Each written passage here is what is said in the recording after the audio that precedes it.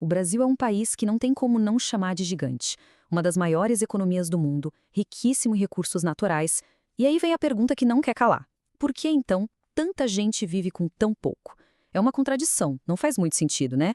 Bom, nessa nossa análise, a gente vai fundo em um material que apresenta uma resposta, digamos, surpreendente e bem polêmica para esse paradoxo. A tese é forte. A pobreza no Brasil não seria um acidente, mas sim um projeto. E o contraste está aí, na cara de todo mundo. De um lado, a gente vê a imagem de um país que é uma potência. Do outro, a realidade dura da escassez para milhões de pessoas. É um abismo. E segundo a tese que a gente vai analisar aqui, essa distância toda não é por acaso. Seria o resultado de um sistema que foi pensado para funcionar exatamente assim. Para a gente conseguir entender essa perspectiva, nosso roteiro vai ser o seguinte. Primeiro, vamos falar desse paradoxo da riqueza. Depois, vamos dar uma olhada nas causas que a gente sempre ouve por aí. Em seguida, a gente entra no argumento central, que fala sobre o Estado e suas 3 âncoras. E no final, a gente fecha com uma reflexão. Vamos começar? A questão de fundo é essa, né? Porque num país que consegue gerar tanta, mas tanta riqueza, a prosperidade parece ser um privilégio só para alguns. Essa é a pergunta que está na raiz de todo esse debate. Ok, mas antes de chegar no argumento principal, a análise faz uma parada estratégica nos suspeitos de sempre.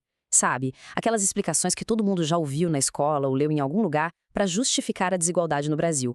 E as explicações são bem conhecidas. A herança da colônia e da escravidão, a falta de uma educação de qualidade, o famoso e pesado custo Brasil. A análise até concorda que sim, tudo isso tem seu peso. Mas o argumento é que esses são, na verdade, os sintomas. A causa real, a peça que está faltando nesse quebra-cabeça seria outra. E é exatamente aqui que a análise dá uma virada. Ela joga a provocação no ar. E se, ao olhar só para o passado, a gente estiver deixando de ver o principal agente que mantém essa máquina de pobreza funcionando hoje, em tempo real? E quem seria esse agente? Pois é, o próprio Estado. A tese central é essa.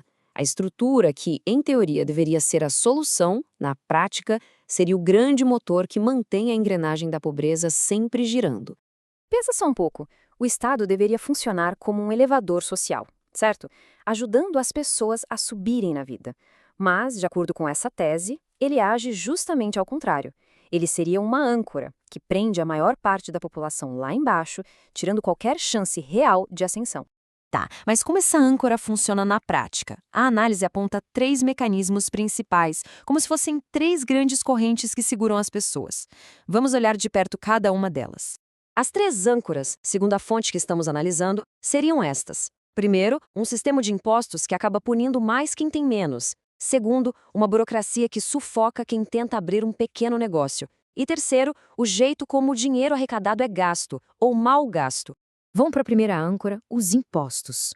Aqui no Brasil, a maior parte da tributação está em cima do consumo. Parece algo neutro, né? Mas não é. Pensa bem, o imposto que está no preço de 1 litro de leite é o mesmo para um bilionário e para um trabalhador que ganha um salário mínimo. Só que, proporcionalmente, esse imposto morde uma fatia muito, mas muito maior do salário de quem tem menos. Isso fica claríssimo quando a gente olha para o dia a dia. Uma parte gigantesca do que se paga no arroz, na conta de luz, no botijão de gás, não é o custo do produto em si, é imposto puro.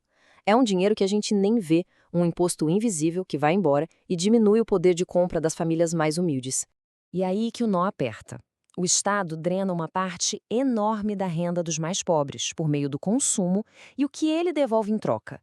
Muitas vezes, serviços públicos como saúde e educação de baixíssima qualidade.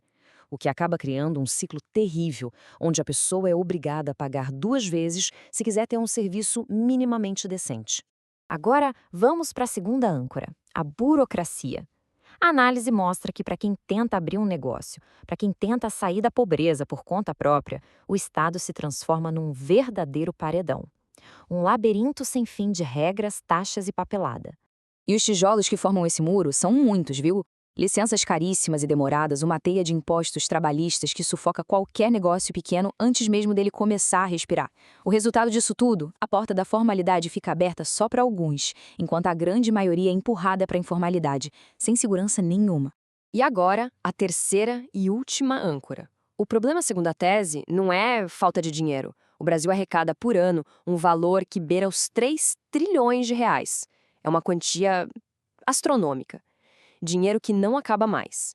Então a pergunta é meio óbvia, né? Se entra tanto, mas tanto dinheiro assim nos cofres públicos, para onde ele está indo? A resposta, de acordo com essa análise, é a peça que faltava para a gente entender essa máquina de criar escassez.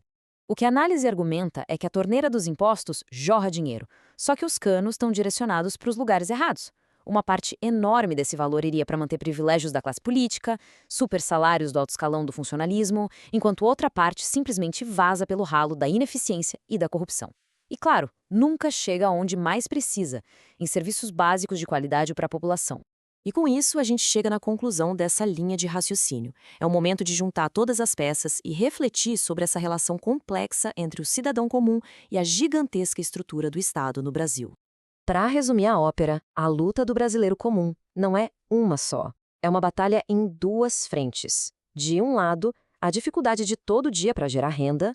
Do outro, um Estado que, em vez de ajudar, acaba funcionando como um peso, tornando tudo mais caro, mais difícil, mais complicado. E a citação final do material é um alerta bem forte. A ideia é que, enquanto a gente continuar esperando que o governo seja a solução mágica para todos os problemas, na verdade a gente pode estar alimentando a principal causa do problema. E a gente termina com essa provocação. Se essa análise estiver certa e o próprio sistema for o grande obstáculo, como é que o cidadão comum pode, então, construir o seu próprio caminho para a prosperidade?